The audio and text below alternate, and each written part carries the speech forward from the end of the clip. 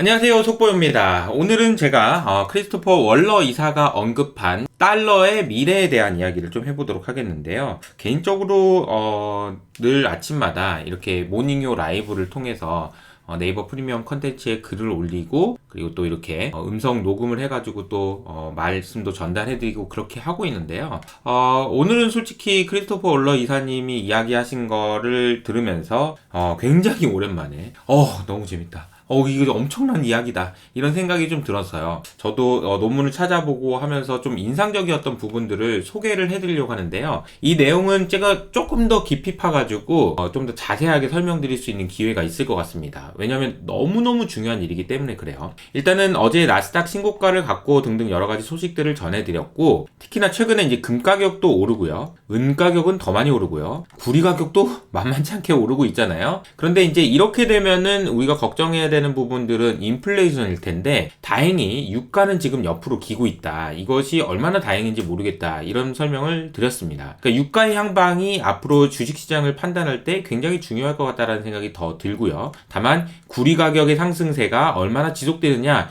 이런 부분들도 좀 지켜봐야 되겠죠. 또 한 가지 소식은 어제 비트코인이 급등했습니다. 5%나 상승했는데 그 이유를 보니까 이더리움 때문이에요. 이더리움은 20%나 상승하는 모습 보였습니다. 이유를 찾아보니까 지금 이번 주 목요일날 SEC에서 이더리움 현물 ETF를 승인할 것 같다라는 이야기들이 나왔는데요. 사실상 원래는 이더리움 ETF 안 되지, 저도 될 가능성 없다고 봤거든요. 그런데 놀랍게도 분위기가 확 바뀌고 있다라고 합니다. 그래서 SEC에서는 ETF 출시를 위해서 거래소 규칙 변경과 등록 명세서 19B-4 거래소 규칙 변경, 그리고 S-1 등록 명세서, 이 두 가지를 모두 승인해야 되는데 이거 먼저 하고 이거 나중에 하지, 이런 이야기가 나오면서 이거 가능한 거 아니야? 라는 이야기가 나왔고요. 실질적으로 월가에서 유일한 비트코인 이더리움 애널리스트라고 할 수 있는 에릭이라는 분은 이렇게 이야기를 했어요. SEC가 이 문제라고 하는 것은 이더리움 현물 ETF 승인 여부가 점점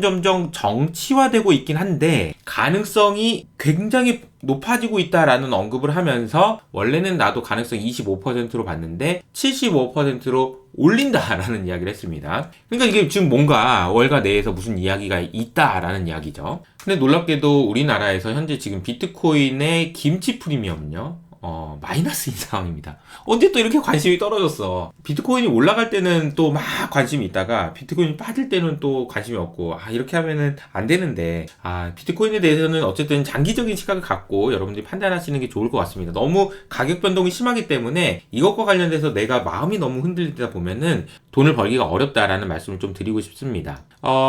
오늘 제가 소개해드린 내용은 크리스토퍼 월러 이사의 연설입니다. 근데 이분에 대해서 먼저 소개를 하자면은, 얼마 전에 제가 차기 연준 의장이 이분이 될 수 있다라는 이야기를 닉 티미러스 기자가 썼는데, 이 기사가 너무 인상적이었다라는 말씀을 좀 드렸습니다.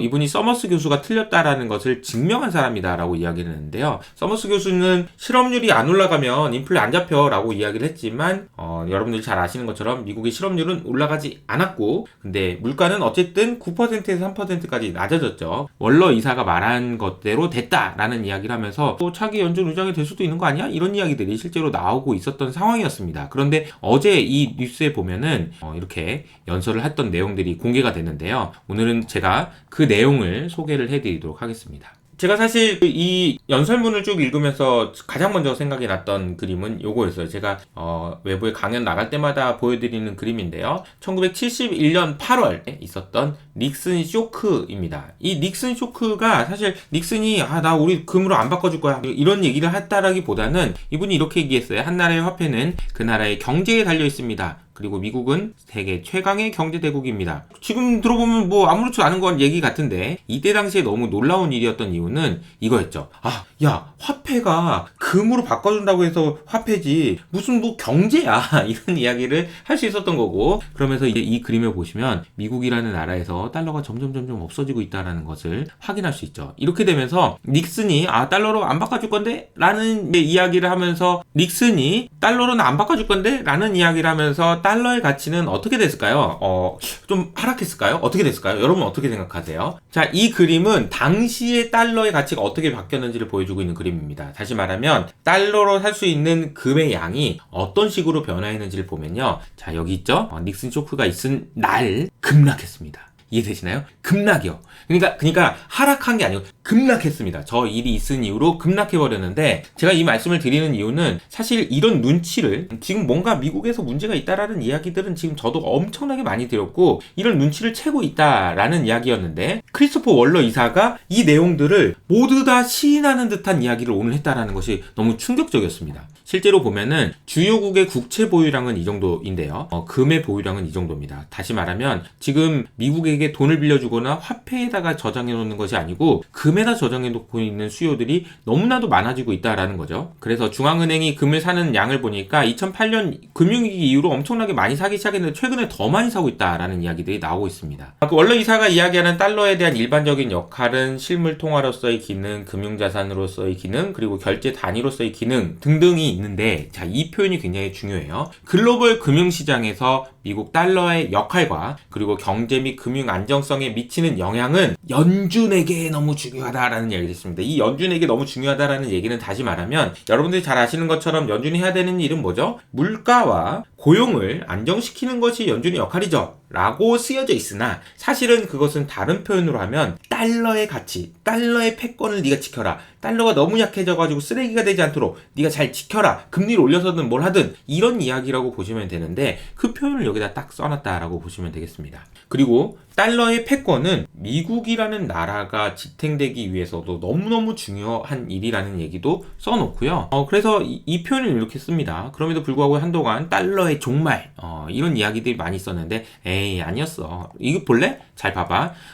여전히 외환 보유액 중에서는 60%가 달러고, 그리고 국제 간 부채도 70% 가깝게 달러야. 그리고 대출한 것도 그렇고, FX 시장에서의 턴오버, 거래량도 그렇고, 에휴, 뭐 안 돼. 달러한테 안 될 걸 다. 이런 이야기를 하긴 했는데, 중요한 건 이거죠.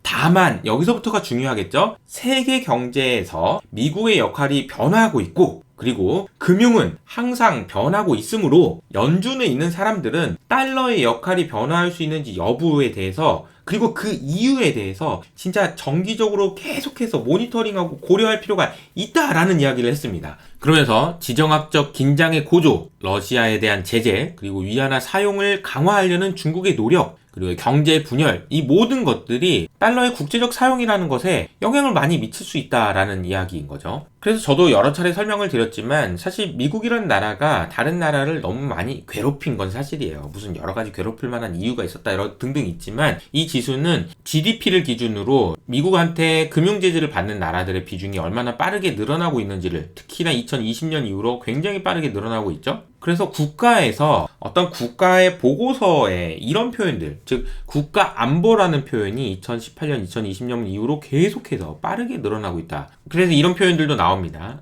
갈등과 보호무역주의가 달러의 지배력에 미치는 잠재적 영향에 대해서 분석을 해보니, 보호무역 자체가 달러의 패권에는 안 좋은 영향을 준다라는 결론이 나왔다는 얘기인데요. 이 말은 무슨 말이냐면, 사실은 자유무역을 해야 무역이 활발하게 진행되고 하면서 달러가 많이 돌아가고, 달러를 가지고 있는 국가들이 많아질수록 달러의 지배력이 커질 수 있는데, 보호무역 조치를 취하다 보니까, 이런 식으로 보호무역 조치를 취하다 보니까 무역 제재의 영향을 받는 것들이 지금 굉장히 많이 늘어나고 있잖아요. 이러다 보니까 지금 달러가 안 돌고 있다라는 표현이 나오면서 달러의 패권이 약화되고 있다라는 이야기도 나오고 있다는 거죠. 저는 이 표현도 너무 인상적이었는데요. 위안화의 국제적 역할을 직접적으로 뒷받침하는 제재와 정책. 이게 표현이 웃긴데, 야, 우리가 지금 하고 있는 것들 있잖아. 지금 미국에서 중국을 제재하고 러시아 외환 보유액 막아버리고, 이런 일들이 사실은 위안화의 국제적인 역할을 할 수 있도록 하는데 도와주고 있어 라는 이야기를 한 겁니다. 이 논문에 보니까 이런 그림이 있더라고요. 이 그림을 보시면, 자, 원래는 미국하고 중국하고 그리고 다른 나라들이 다 연결이 돼 있었는데, 이 중국하고 미국의 관계가 이렇게 끊어지다 보니까 다른 나라들, 레스트 오브 월드 중에서 나 쟤는 중국으로 가버릴래 라는 쪽이 늘어나면서 오히려 위안화 국제화에 긍정적인 영향을 주고 있다라는 분석이 나왔다는 거죠. 자, 이런 식으로 논의를 하면서 크리스토퍼 월러 이사가 이야기했던 부분들은 결론적으로 말씀드리면 이런 것 같습니다. 금융 환경의 변화가 세계 경제와 금융 시스템에서 달러의 중심적인 역할, 달러 패권 이런 부분들에 어떤 영향을 미칠 수 있는지에 대해서 계속해서 모니터링해야 된다라는 것을 강조했다라고 보시면 되겠습니다. 이 내용의 결론을 말씀드려보면 이런 부분입니다. 자, 미국 연준에서 다음 수장이 될 수도 있을 정도로 영향력이 있는 크리스토퍼 월러 이사가 달러의 가치가 여러 가지 외부 환경 때문에 흔들리고 있다라는 사실을 처음으로 확인했다라는 점. 즉 다시 말하면 미국 내에서도 이 부분에 대해서 긴장을 하고 있다라는 점. 이게 굉장히 중요한 일이라고 생각하고요. 지금 당시에는 야 이거 금이 다 떨어진 것 같다. 야 얘네들 금으로 안 바꿔준다고 하는 거 아니야 라고 이야기했던 그 상황과 매우 유사하다라는 것이고요. 이것이 닉슨 쇼크로 연결돼서 달러의 가치가 이런 식으로 급락하는 일이 일어날지 여부는 아무도 알 수 없으나 그럴 수 있는 상황이라는 것을 연준의 수장도 인정할 정도라는 사실은 여러분들이 꼭 기억해 주셨으면 좋겠고요. 앞서 말씀드린 대로 비트코인이 됐든 이더리움이 됐든 혹은 금이 됐든 은이 됐든 구리가 됐든 여러분이 화폐 말고 다른 것을 통해서 무조건 인플레이션으로부터 여러분들의 자산을 꼭 지켜내시길 바랍니다. 당연히 주식도 될 수 있고요. 주식과 관련된 이야기는 위에 있는 슈퍼패스 프로그램에 자세한 설명들이 나와 있으니까 밑에 있는 댓글을 통해서 확인해 보시기 바랍니다. 그럼 저는 여기서 인사드릴게요. 안녕!